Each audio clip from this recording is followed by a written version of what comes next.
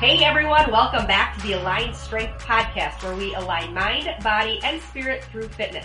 I'm your host, Mandy Scout, and today we have a special guest with us. Before we dive into today's episode, I have to give a quick shout out to Clean Simple Eats. We're excited to be partnered with them because we use their products every single day, both in our home and in our gym. If you want to fuel your body with clean, high-quality ingredients, check them out. Click on the link in the show notes and use the code SQUAD10 at checkout for 10% off. All right, welcome back. And I am so excited for today's episode because we are diving into the powerful connection between mental health, intuition, and healing. My guest today is the incredible Amanda Lynn. She's not only a gifted medium, but also a life coach and energy healer.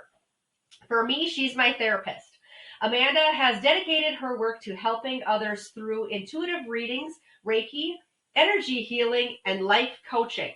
She has also spoken in schools about mental health, sharing her wisdom and experience to help others navigate life challenges. Today, she's here to tell her story, how she discovered her gifts, how she integrates them into her work, and what it truly means to align with your highest self. Amanda, welcome to the podcast. Hello, thank you so much for having me. Absolutely. I'm excited to be here. I am excited for this. All right.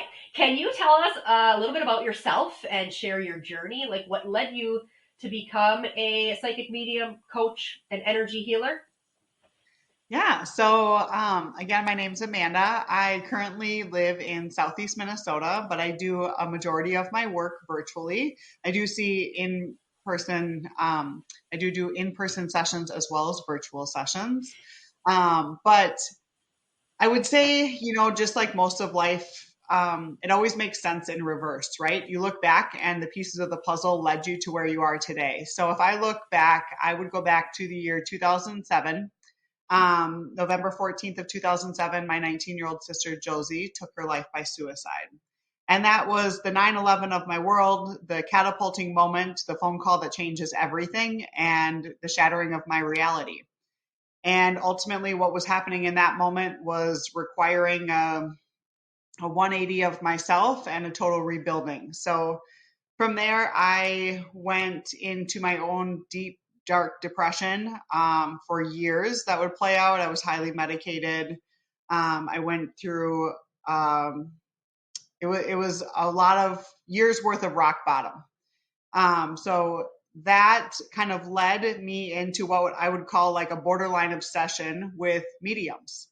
So I started reading books from John Edwards. He was a big psychic medium in the 90s.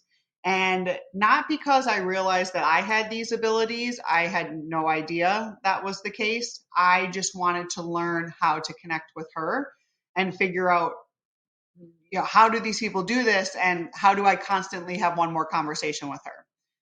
2007, social media was not very prevalent. It wasn't like it is today. I think it was still MySpace. I don't even know if Facebook was a thing. So finding mediums was usually just word of mouth and not something that was, talked about as much as it is today. So anytime that I came across someone, I was booking with them and trying to figure out like how to have a conversation with my sister, right? So years worth of that, just a very strong like calling and knowing that there was something here, but not realizing that it was going to be my line of work. Fast forward to 2016, I had a profound Reiki experience while on vacation with my cousin in Madison, Wisconsin. And from there, I took classes and, for lack of better words, was activated. My friend Meredith says that Reiki is the gateway drug, and I can second that. So it was like the more that I did this work, the more that I realized that this has been happening my entire life. I would often feel things that I thought were mine, and then I would shame myself or, like make it about me. But the more that I realized that I was picking up on like the people, things, and situations around me, the more that I realized, it wasn't mine to carry. And, it's still a learning process, but like learn how to better separate myself from the situations that are happening around me. So I would say I've always been highly intuitive, very much clairvoyant, clairsentient, and claircognizance, meaning that I see, feel, and just know things. Um, so yeah, again, like things always make sense in reverse. So that's kind of what eventually led me to here, along with learning multiple modalities along the way. Hmm. And did you have a specific pivotal moment where, with the, where you realized and went on to activate it? Yeah. So I when I was doing Reiki classes, it was kind of taught that we should be very discerning about what we're sharing in whatever is coming through the session. And I didn't like the idea of me being in control of that or trying to figure out what could be handled. So I kind of set the intention right away, that anything that came through a reading or a session was meant for the client and that they would be open and ready to receive it. So I've always shared everything that's come through, and I just trust that, the seeds will be planted and they can take it or leave it according to their own discretion. So I had began doing a side business out of my house. I was still working in corporate America full time, bartending and serving part time, and then doing Reiki sessions. I always say I'm a jack of all trade, master of none. So I like being in diverse worlds. But I would get done with a session and oftentimes write out pages worth of what I had picked up on during the session. And some of it was heavy. Some of it was, trauma in the body or grief around a loss of a loved one. And it kind of went into a coaching for a while, where then I was doing coaching sessions off of that to help them navigate their way through these difficult times. What I didn't realize at the time for many years was that I was reading for them the whole time. People would often comment that, like, this isn't Reiki like I get through other practitioners. And I would just always be like, oh, yep, nope, this is just Reiki. That's what it is. I don't know. So after a few years, it was like, okay, maybe there is something more. So fast forward again to 2021. I remember vividly standing in the kitchen talking to our mutual friend, Annie, and saying, I just wish I didn't need to have a body in front of me or someone on my table doing a Reiki session in order to give them the information that's coming through. And a few days later, my friend Anna said, why can't you? And it was just something so simple as that. And she handed me some pictures in an envelope and she said, tell me what you get. Just sit down and try to read it. And it was confusing to me because the things that were coming through were relevant to me. But it didn't make any sense why I was getting it. So she just had me keep talking. Well, tell me, what are you seeing? What are you feeling? What are you hearing? What was it about this person? Because I remember saying, like, I just keep getting my great grandma and grandpa. And she's like, oh, well, tell me more about them. I'm like, oh, they had 12 kids. And, she always had an apron on. She was like well endowed and had a weight apron on and like was always in the kitchen and kind of running the household. She had the old glasses, the permed, short gray hair. And so I just started going into detail about this stuff, but I was like, why do I keep seeing my own grandparents? This isn't making any sense. And she's like, I think it's going to make more sense than you think it will. So I got done. I was like, I don't know, that's all. And she's like, open up the envelope. And sure enough, like, she had the gray permed hair and the large glasses. And I believe, like, they had 12 kids or came from 12 kids. So there was a bunch of similarities. And it was very like, whoa, that was cool. That was trippy. Let's do it again, right? So from there, I had Anna, I had her videotape me, and I channeled a former coworker of mine who had taken his life a few months prior. And that was a really profound experience. And again, like things weren't necessarily making sense to me at the time, but there was a very vivid difference as to what I was doing when I was channeling him versus, my normal day-to-day life. So again, things just kind of kept getting validated. I was still very much questioning if any of this was real. Was I making it up? What is happening here? So I just started doing free readings for people for quite some time.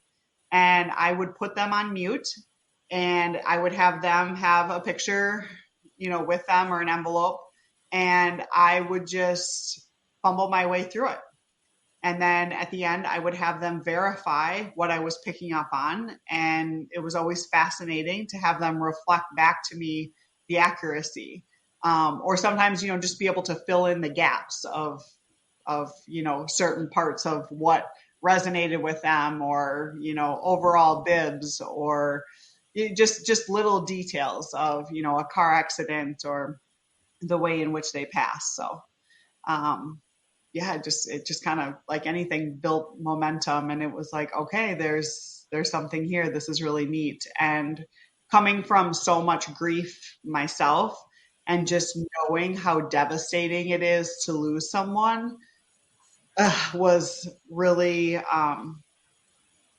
it was just, I felt like I was able to give people what I felt like I was missing for so long, was that closure, that peace of mind, Mm-hmm. that validation that they're okay and that they're still so very much with you and they love you and they are absolutely facilitating things from over there.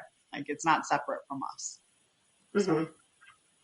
And all of that actually wasn't too long before we met, because I remember Annie telling me about this and I was like, I want to go talk to her. Yeah. So, all right. Well, you offer craniosacral therapy, Reiki, and distance healing. How do each of these work, or how are they different from each other? So craniosacral works with the physical body. It supports the fascia of the muscles and the overall nervous system. So the fascia of the muscles, think of it as like the netting on a bag of oranges, right?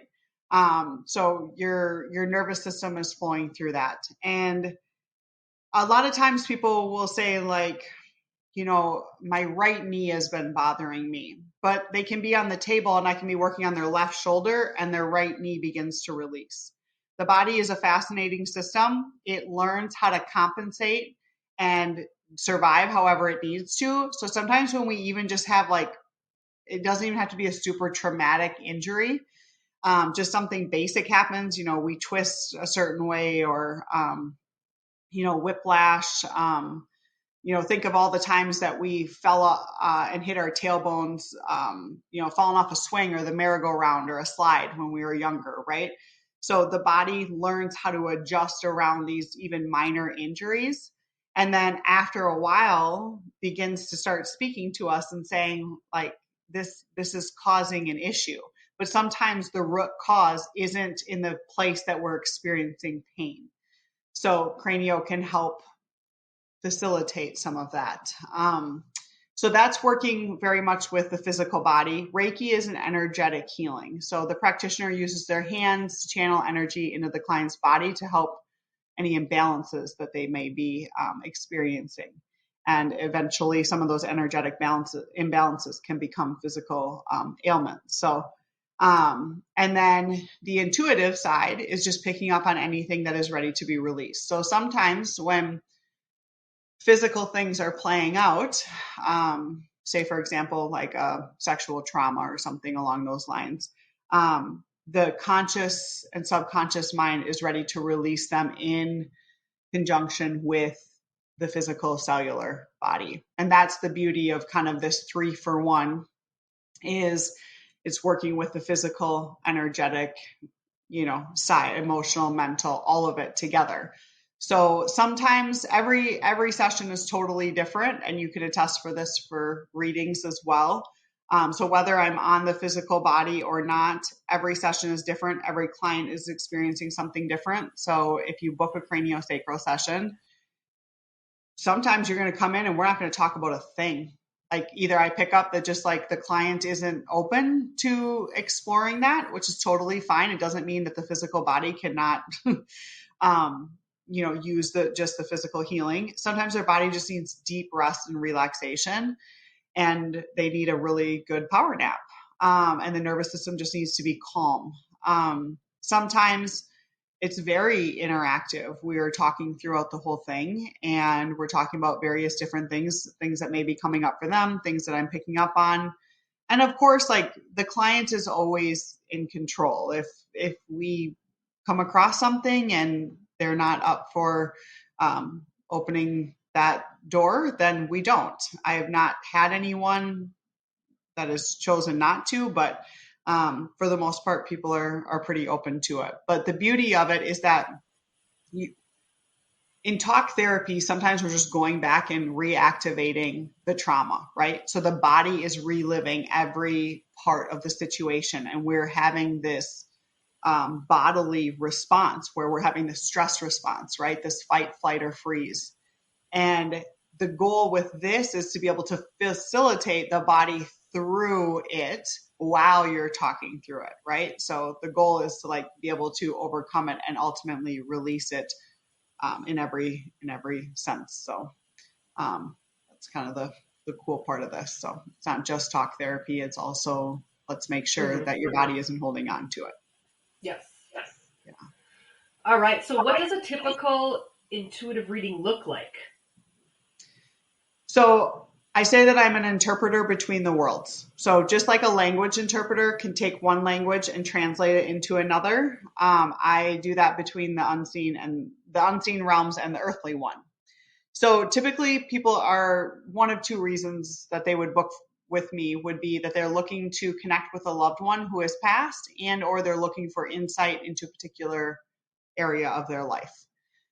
So I just always encourage people to have a pen and paper available so that they can take notes, because oftentimes there's a lot of information that's coming through in a short amount of time. And I want them to be able to go back and digest it and look back on it for reference later, because some things aren't going to make sense in the moment. So when I start with a prayer or an intention, calling in guides, God, angels, higher self, and only those of pure divine light and love energy, and ask them to flow through me for the highest good of the client, and asking that anything that does flow through me do so with clarity, validation, and ease, and that all messages be received with love. And I do think that is worth noting, that you want somebody who's working with the right, the light, I guess, because not necessarily everyone does. So you want things to be coming from a loving space, and them to be a conduit of that channeled message. So sometimes I go right into the reading as the messages are very clear and prevalent and are immediately coming through. And then sometimes I get shown this vision that they're passing the microphone. So even if I am talking, I'll get this like slowed down feeling, and then they'll show me like pass them the microphone because they have something specific that they want to ask, or like they need to take the lead.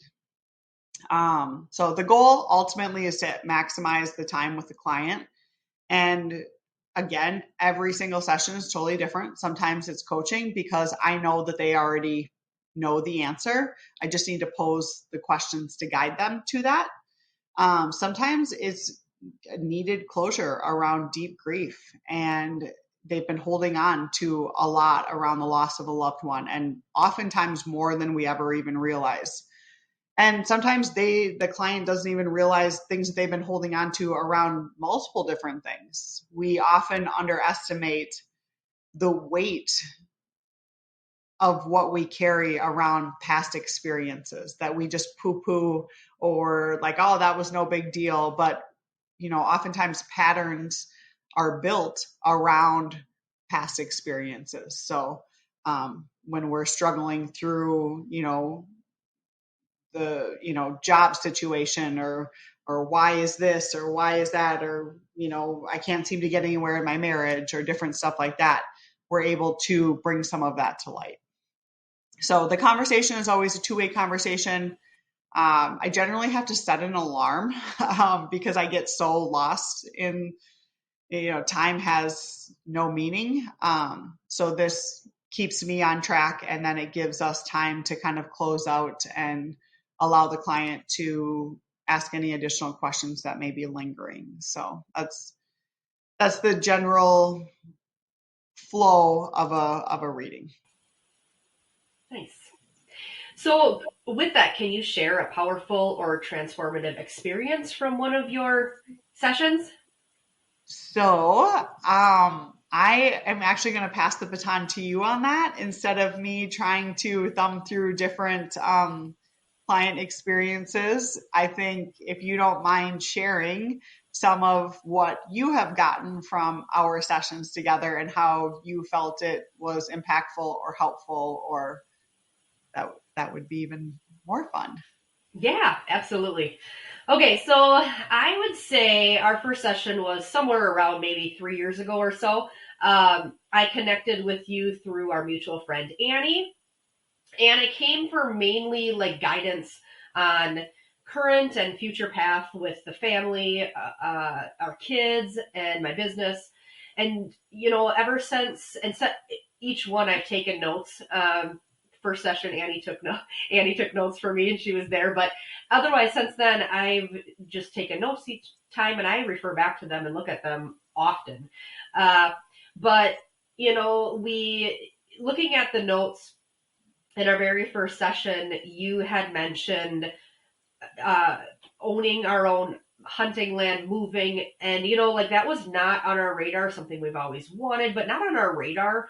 And like each time we talked, and each time we had a session, you just kept mentioning it every single time, and it just kept getting more clear, and you describe it more and more each time.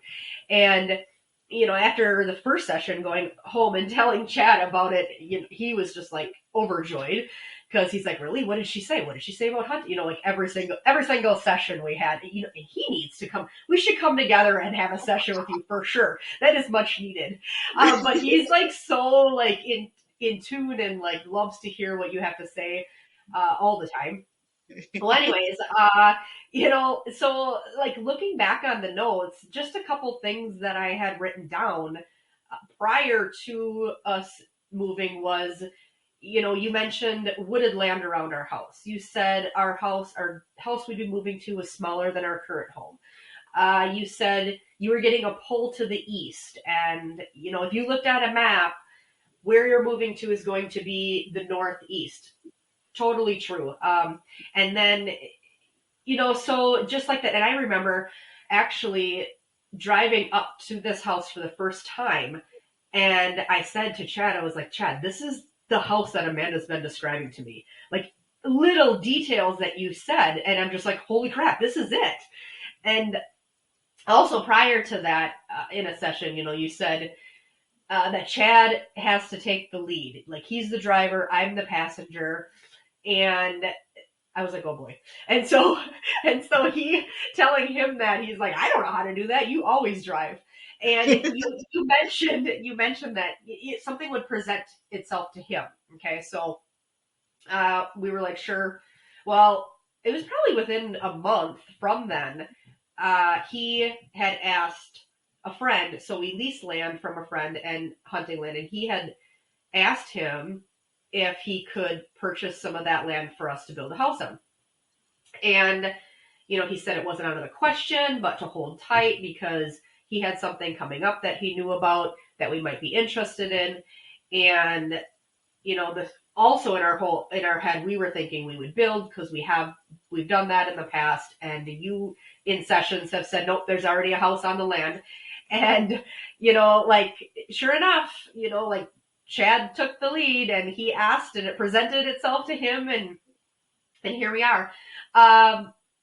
You said movement. There's going to be a lot of movement in November, and you're telling me this in July, I remember. And that November is when we moved. The first weekend in November, we moved into our new house. So it's just little things like that. When I'm looking back on my notes, it's just like mind blowing because there's so much too that you forget about. Sure. But And then besides, like with the kids, you you described them to a T, like from day one, not even knowing what I had for children when we first met, and also like my job, like one time you were like, did you quit your job? And I was like, no. You're like, well, you're going to, because we were talking about business and career, and you said you saw a road with a roadblock in it, and that was going to stop. And now I don't have that job anymore, and I run my business full time. And so, uh, yeah, and you talked about the business growing and expanding virtually, which definitely has. You talked about public speaking at one time, and now here we are doing a podcast. So, you've given me so much guidance on situations with the boys and myself, even when it's just confirming things that I already know, but I need to hear it and I need to talk it through. And that's mainly, like why I connect with you. Like, give me the guidance. Is this right? What I should be doing? And definitely lots of coaching, but also just I feel like I'm on the right path, when I can get that confirmation. So thank you, because you are definitely amazing. Thank you. That's so nice to hear. And it's nice to hear because, I have clients that, some will check in quarterly, some once or twice a year. It totally just depends. Some just had the closure that they needed and they moved on. But, sometimes we don't always get the feedback or the validation of like, there's sometimes that I walk away from sessions and I'm like, I just like didn't really feel like that wasn't as profound as some of my sessions, or I hope they weren't disappointed, or but a lot of times I just have to trust that like I am just the channel, and I have to trust that whatever is coming through me is for them. And just because I didn't feel like it was anything mind blowing doesn't mean that it wasn't helpful to the client in whatever way they needed it, assuming that they took it or responded to it. I think it's always important that people know that I think the beauty of, or what I have found in doing sessions for myself, is that it's a neutral party, right? It's not family who has like this bias or friends who have this certain way of, thinking how it should be. It's like this neutral party from a higher, like eagle's eye point of view that can give guidance in a way that oftentimes promotes our growth or allows us to be ready for situations or perhaps deal with them a little bit better, even if they are challenging. So I definitely, I find it helpful for me, and it's always nice to have that kind of confirmation back. And again, a lot of times it is like, well, I kind of thought that, or I kind of knew that, but I just needed to like know for sure. And then the flip side is everyone has free will, right? So it's like I can read certain timelines or possibilities of things that are playing out that are getting momentum, and ultimately someone can change their path and choose to go a different way, right? So it's not like, I always say everyone has their own internal GPS system. You should always listen to that too, right? So take what you want, right? So Mm-hmm. Yes. And what would you say to someone who is skeptical about mediumship or energy healing? I would say you should be. John Edwards would always say, be a skeptic, not a critic. And I think that's fair. I have been taken by people who, although they may have had some of these abilities, they use them to deceive people and take money from them. So I think it's okay to proceed with caution. However, if you're not going to be open to the experience and the possibility that this could be real, then I also don't suggest you wasting your money on it. Because if you're going to be a cynic and just um, choose not to have an open mind around it, then it's not going to serve either one of us. So everyone is going to experience, I feel like I've already said this, but it's, everyone is going to have um, a different experience during a reading or a cranio session. And, everyone is living a different life with different pasts and different traumas and stories and ultimately different outcomes. So no one reading will be the same. And I feel like my mom will always say that when she attends church, she takes what she wants and she takes what she wants from the sermon and leaves the rest at the door. And I suggest the same.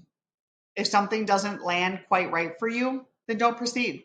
Readings are an opportunity to allow a different perspective to be seen and heard by a neutral party from a higher point of view outside of our human tunnel vision. So always listen to your own internal GPS, as that's going to be your best guidance, right? So take what you want, leave the rest at the door. Mm-hmm. And how can people use energy work or intuitive practices in their everyday lives to improve their well-being? So again, all of us were born with intuition. It is that internal GPS. It is that gut instinct. It's that inner knowing. We all have it. We've all had experiences where we've ignored it and we've had to learn the hard way, right? We were not trained to listen to ourselves or to our bodies.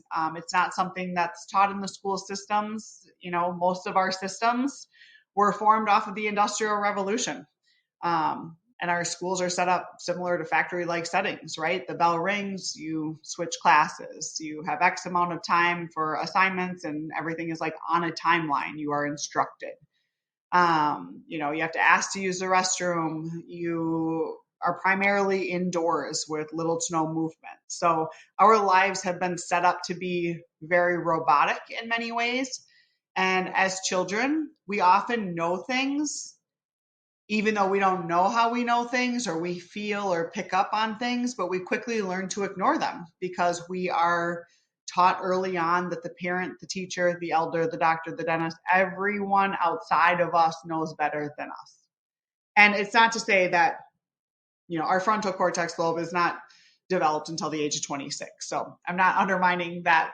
Oftentimes elders do know better in some situations, but we just, that internal intuitive knowing gets hushed as children, and we learn how to shut it down and turn it off because we're told that we don't know. And I think it makes it more difficult as adults to learn how to tap back into it, because we were shut down so many times. But your body is always speaking to you, and it's up to you as to whether or not we listen to what is happening within us. So some basic things that I've taught in the school systems when I spoke, three of the kind of most powerful or most repetitive that I would come back to is first and foremost, the winner of all was the mindful minute.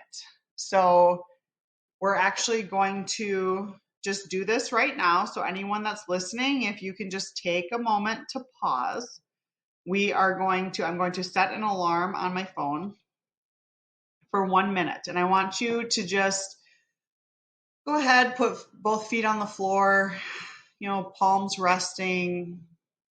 I want you to just kind of pay attention to that jaw and those shoulders and any tension that you may be holding. You can close your eyes, and we're going to take 1 minute, just 1 minute out of your whole day to just sit in silence.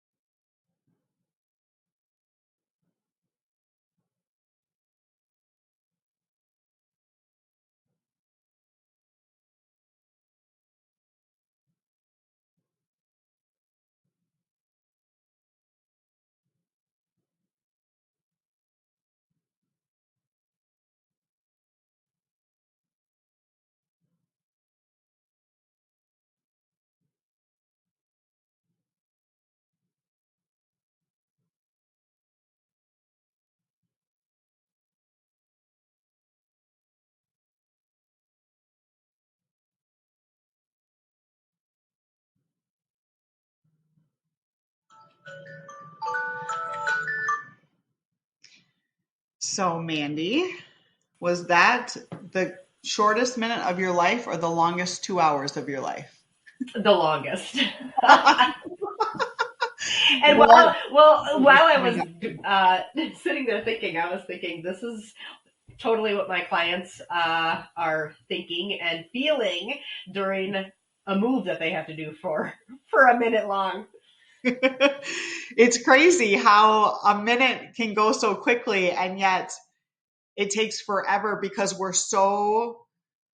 it's just such a foreign concept for us to just simply be, to sit, to not think, to not have to do, to not anything. And it's not that we aren't having thoughts. I think it's a moment for you to become aware of your body. I'm tight in the chest, my throat is scratchy, my fists are clenching, my body temperature is hot, whatever it is. Like, I think that's worth noting too. My jaw is tight, my shoulders, I feel like I can't relax. But what was crazy, so I did 3 different exercises. So one is the mindful minute, where again, you're just choosing intentional silence. We average like 70,000 thoughts per day. So that's a lot of swirling around in our head and our body, right? So the other is just a dump writing. And we did this you did this with us in our 10-day detox last spring, where we just dump write, and we take 2 minutes on the clock, and it doesn't even have to be. It could be 30 seconds, whatever it is. You're sitting at your desk and you're just like, gosh, I'm really anxious right now. I am just going to throw a bunch of things on the paper, and it doesn't have to make any sense. It's just random things that are swirling around in your head.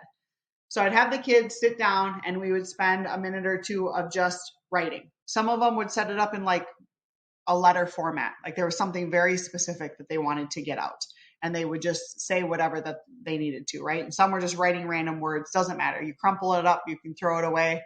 But it's just slowing down what is happening in our heads and allowing that pen to paper to just be a channel to get it out of our bodies, right? So the other is, and I think like journaling is just so, I know I'm a writer, so it's like, I feel like people poo-poo me when I say this because it's like, oh, well, yeah, it's easy for you. It's like, it doesn't have to present a certain way. It's just you disconnecting from it and allowing it to get outside of yourself. It's just like one of the most basic, simple, and often juvenile, but powerful ways to allow yourself to just have a minute, right? And I also find it eye-opening as to like what comes out on paper, because it's like so much stuff is swirling around in our head, and like we have a certain story around it, and that story, creates momentum and builds feelings and emotional reactions and all the things. But if you put it on paper, oftentimes it's like different and deeper than what you have swirling around up here. So I definitely always suggest that. The other is basic breath work. So, the box breath or Wim Hof. But it's just choosing to slow down with a 4 count in, hold for 4, 4 out. Sometimes it's 4 in, hold for 4, 6 count out with a longer exhale. They have different breaths for different scenarios or different things that you may be experiencing. My friend Anna would be have great insight on what you would use different breaths for. But it was always fascinating that I would do these 3 exercises with the kids, and these are grades generally 8th through 12th, but for sure, like I did a lot with 8th and 10th grade specifically, sometimes 7th through 12th. Every single time, to me, the mindful minute is hands down the most excruciating, and I'm gonna sugarcoat it. Like, I just think it's the longest minute, because I sit down and do it with every class, and I ask the teacher to do the exercises with them, because we as adults need it just as much as the kids do. It's not like the kids need it more than us. And every time I was like, oh my gosh, is this minute gonna end? It seems like forever. 80%, hands down, mindful minute would win. The kids That's so crazy. loved the silence. Yes. And I'm guessing because they eat it? Yeah. I think it was just like no expectations, nowhere to be, nothing to do. It wasn't an assignment. It wasn't, I have to this, that, or the other thing. They just simply got to be.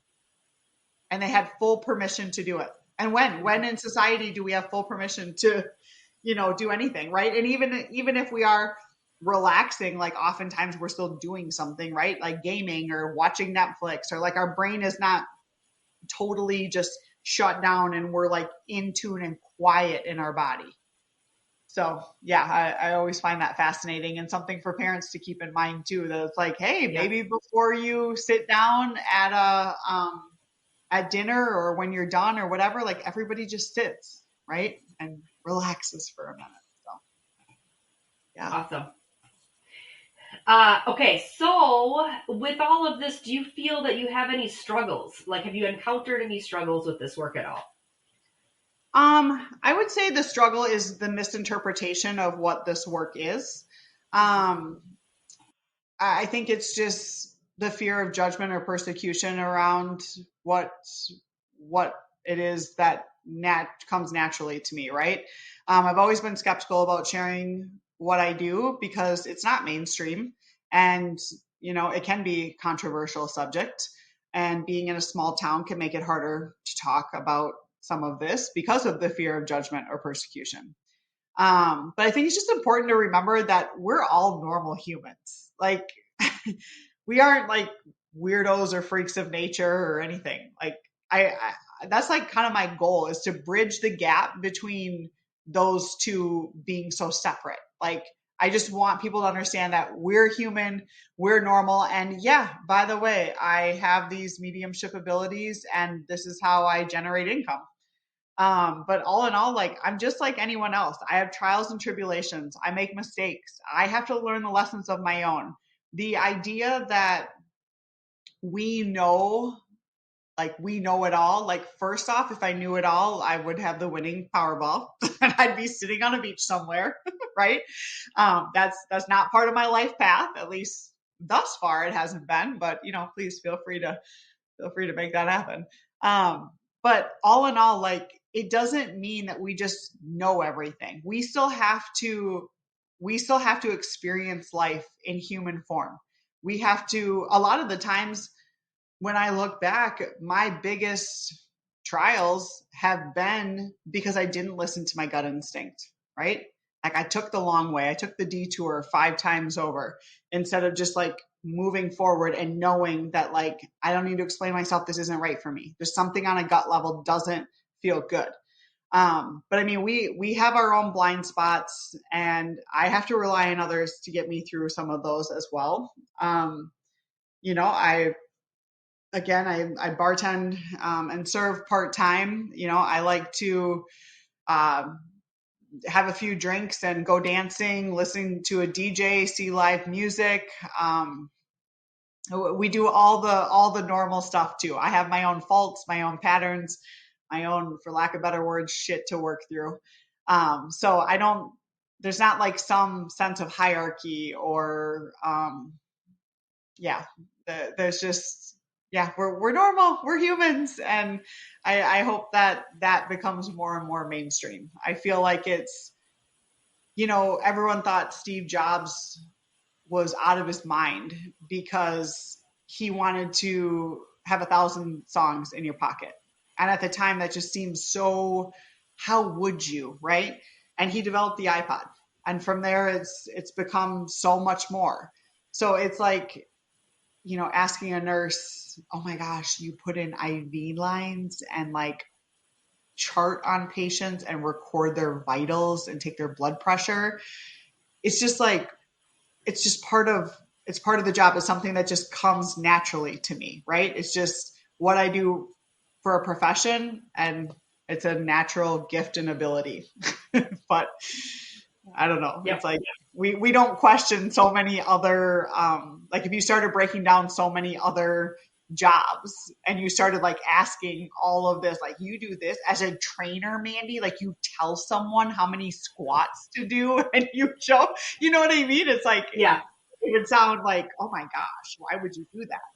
And at some point, I'm sure someone told the first trainer, like, you're never going to get paid money to do that. Like, that's Hmm. sounds insane that you would like walk someone else through something that they could do by themselves. And it's like, all these things that, again, it's just a natural niche. So Yeah. Just like you're a real normal person. I'm a right, real normal person. right, Right. Yep. yeah, Yep. So, what's next on your journey? Do you have any new areas of healing or anything you're exploring for your next journey?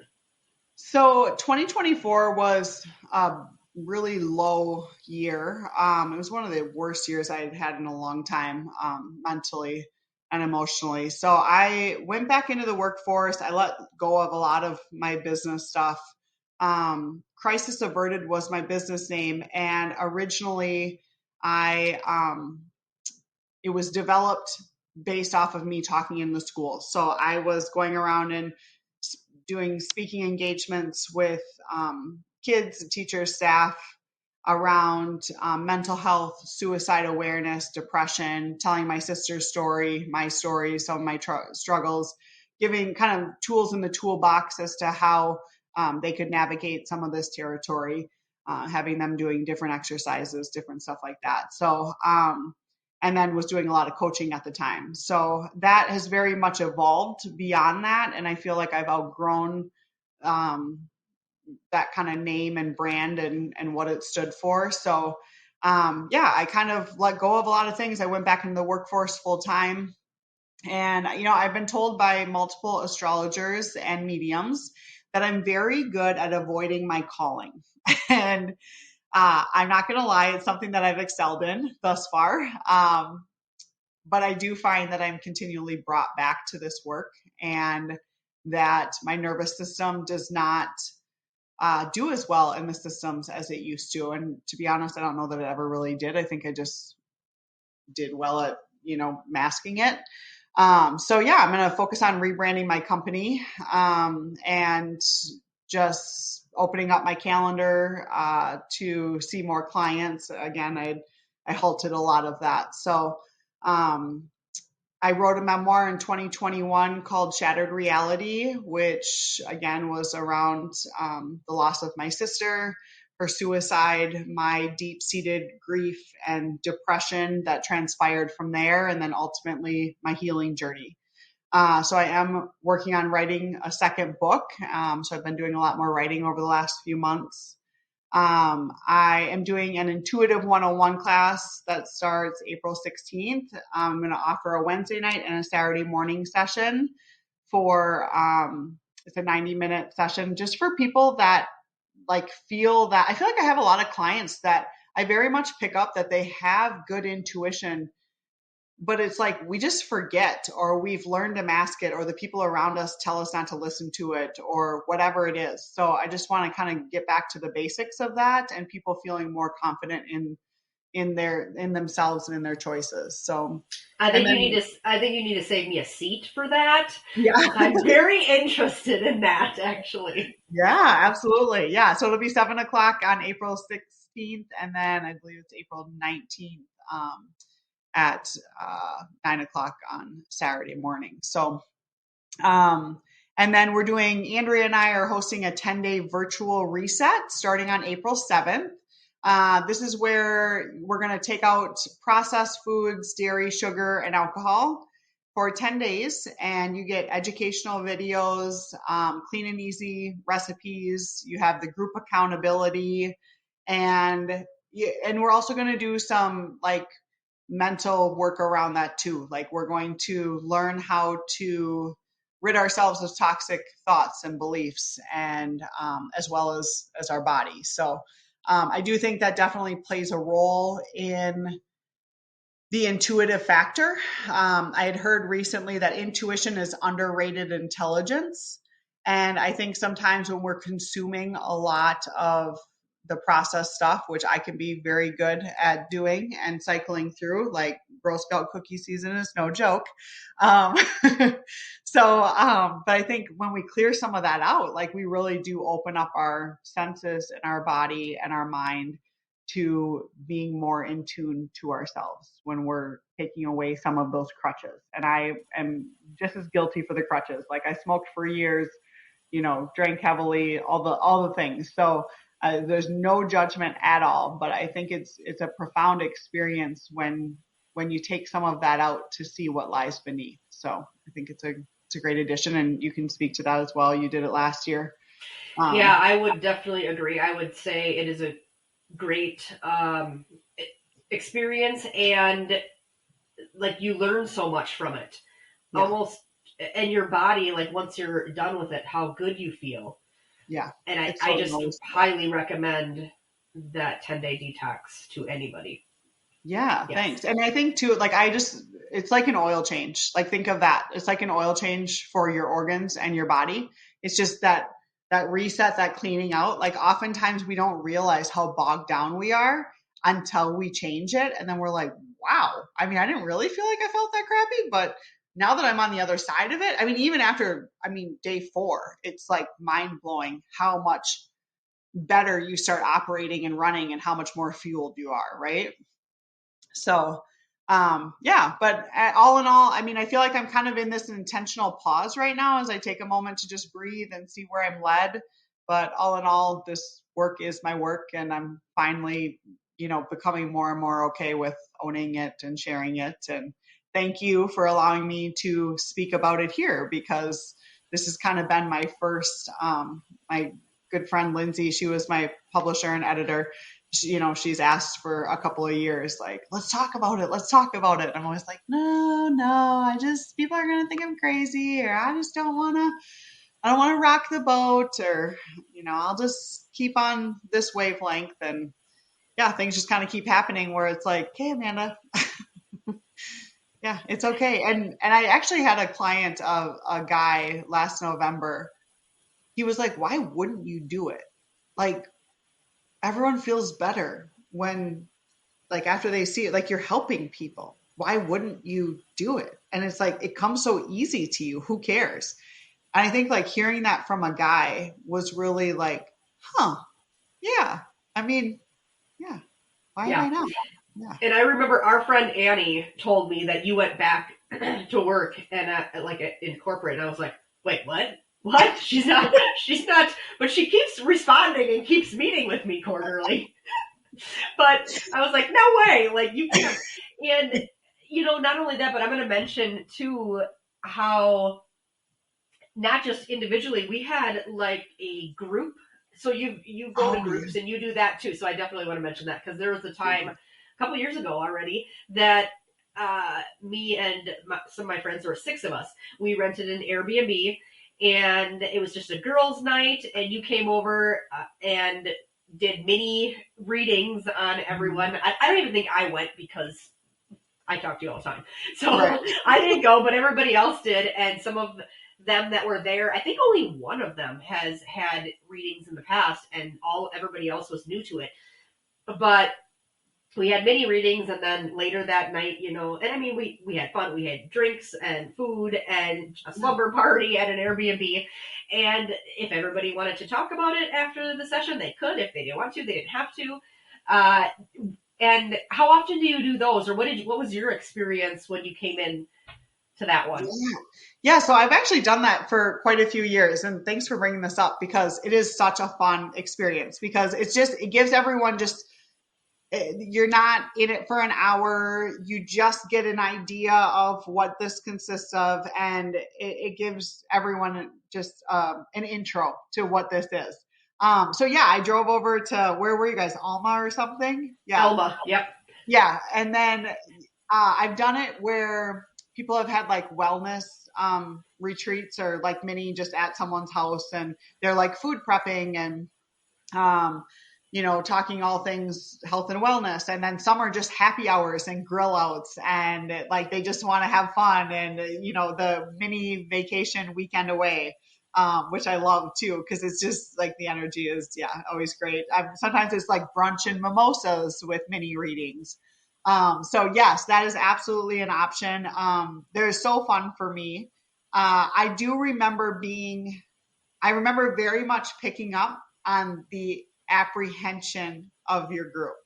Like Mm-hmm. walking in and being like, ooh, I don't know that they're excited for me to be here. Or like there's definitely some questioning of what's what.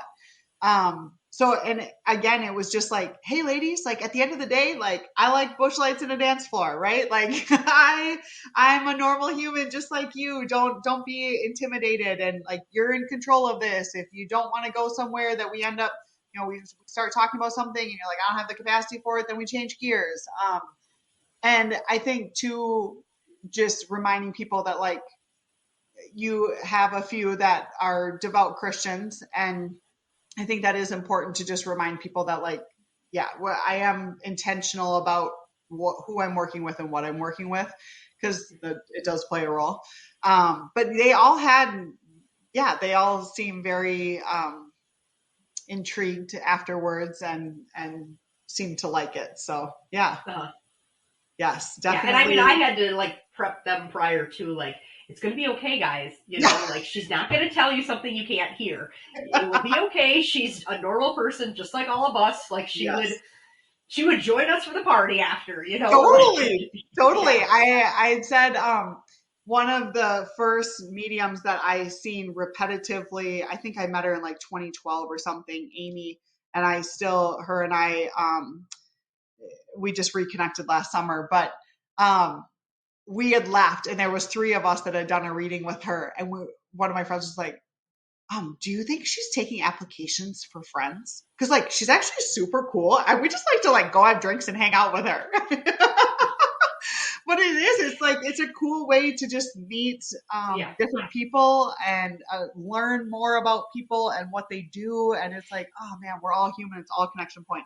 And I do just want to like backing up to when you and Annie had come to me for the first time. Like, first off, you showed up on the fly. I remember her sending me a message and was like, hey, mind if I bring my friend Annie or Mandy? And like, would you read for her? And I was like, oh, okay, sure. I remember like, I don't know if you were sweating or like your hands were shaking, but you were like visibly nervous. Yeah. Hands were sweating. That's like totally normal. Yeah. Totally nervous.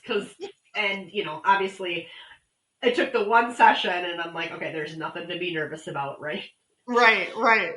So it's just funny how like preconceived notions around some of this is just once you get into it, it's like, oh, okay, yeah, I'm not sure what I thought in my head, but yes, I just remember you being very nervous and kind of apprehensive and picking up on that, like, oh, okay, let's see how this goes, and then yeah, the rest is history, right? Like now we're in contact frequently. I know yes. And I think I go back to that first session too. And you had me put on, what was it? Like this thing that went over my eyes and a sound thing. And was that to calm me? I think that was to calm me first because I was so like anxious. Yes. Remember? My friend Anna does like frequency type therapies. So she has this frequency cushion. It's called an In Harmony meditation cushion. And I had put the brain tap on you to have you experience it, because she was just kind of getting into this work. So I had all my new clients experience it to see if they would be interested in it. But yeah, it was very much like, let's put this girl in her body. Yeah. And here I'm like totally anxious, freaking out. Annie's just over there having a foot bath and, you know, taking notes. Oh yeah, it was awesome, and very much a divine appointment too, right? Because it was, and that was your first reading. You had never experienced nope, nothing ever like that before, and that was the first one. And you know, here we are, and we probably talk like every 3 months for sure. Yeah, and that's 2 years. I mean, everyone uses it for different reasons, and like you said, it's just that I'm the same way. I have friends who are mediums, and it's like, hey girl, can you just tap into this? Like, I mean, currently it's just like, I feel like I'm losing my mind. Where am I going? What am I doing for work? Corporate, So we all get spun out, and we're all in our own shit, right? The monkey mind can take over, and it's easy to do. So it's nice to have that outside neutral perspective. So yeah.